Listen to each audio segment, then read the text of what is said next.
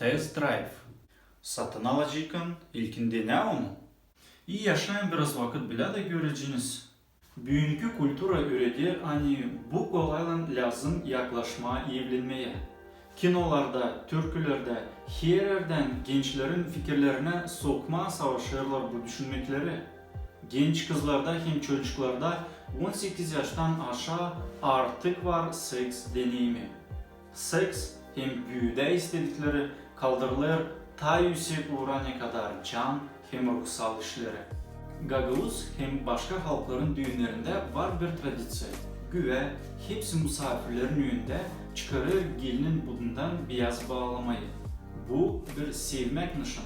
Angısı gösterir, intim birliğine angısına başlar gençler. Ama bilirsiniz mi yaşayarak evli çok sıra görüyorsun intim tarafı değil hem önemli iş adamın hem karının arasında. Elbette ki bu hem bir pahalı hem lazımlı ama sadece seks yok nice bir aileyi birlikte tutsun. Eğer o sevdadan çok daha pahalıdır kurban sevdası. Kurban sevdası yüreğir kendi istediğini aşağı koyma da eşin istediğini tamamlama savaşma. Ben de evliyim da görüyorum ki her gün karşı gelir olaylar nerede herkes ister onun istediği tamamlansın.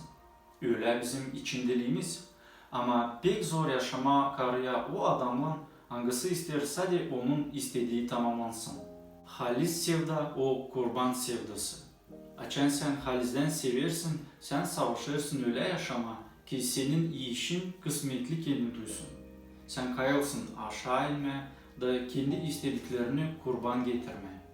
Da ne güzel açan karı da bu soy düşüner da kendi tarafından hep savaşır ki adam kendi sevgili hem kısmetli duysun. O ailede nerede karı da adam da bu soy düşüner hiçbir sırada kaybetmeyecek eros sevdası. Niçin ki duyarak kendi sevgili herkesi kayıl daha çok sevgi verme. Bir büyük örnek kurban sevdası biz buluruz Allah'ın oğlunda. İsus yıkadı apostolların ayaklarını vereceği kanı kendi yaşamasını onlar için.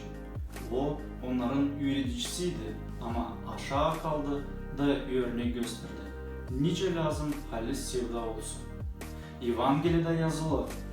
Biz bundan anlarız nedir sevgi. Zira Hristos verdi bizim için kendi canını. Biz de lazım verelim canımızı kardeşlerimiz için. Pahalı dost, herim sen de yalnızsaydın. Aldanma o ucuz yalanlara angılarını sana dünya teklif edeyim. Herim sen evliyseydin. Ara doğruluğu Allah'ın lafında hem iste ondan kuvvet da o zaman sen göreceksin. Evli yaşamak var nice iyi hem kısmetli olsun, değil sadece kısa vakit ama bitki yadan.